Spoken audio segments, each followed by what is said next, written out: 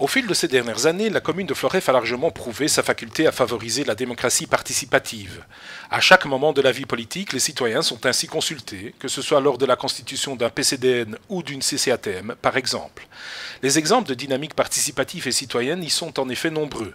Reconnaissance du monde associatif, conseil consultatif des jeunes et des aînés, travail avec le comité de quartier, système d'échange local, entre autres.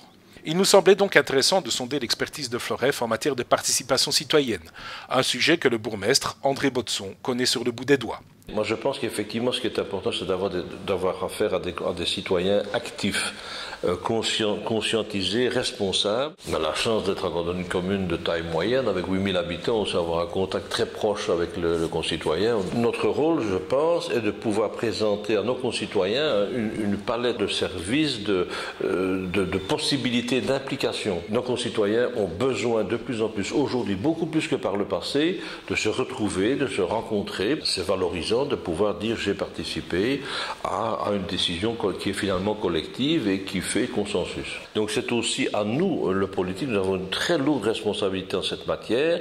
Nous devons faire passer l'information, nous devons pouvoir répondre aux questions qui nous sont posées, nous devons travailler dans la transparence. On doit pouvoir dégoupiller les problèmes avant qu'ils n'explosent, clairement, par la connaissance intime, je veux dire, des problèmes. Nous avons la chance à Floreffe d'avoir un tissu social très serré, très solide.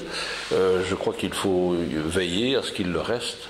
La démocratie participative est donc affaire de tous à Floreffe, ce qui donne parfois des initiatives tout à fait insolites, comme par exemple la création par la commune d'un site internet dédié à la mémoire collective floreffoise, pour lequel les citoyens sont invités à soumettre tout document d'archives susceptible d'enrichir la bibliothèque virtuelle.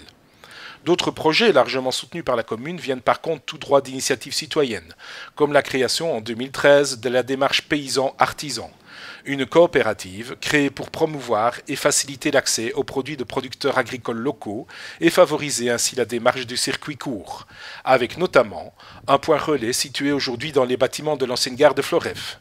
Marc Remy, agriculteur à la base du projet et échevin de l'agriculture et du commerce à Floreffe, nous en dit plus.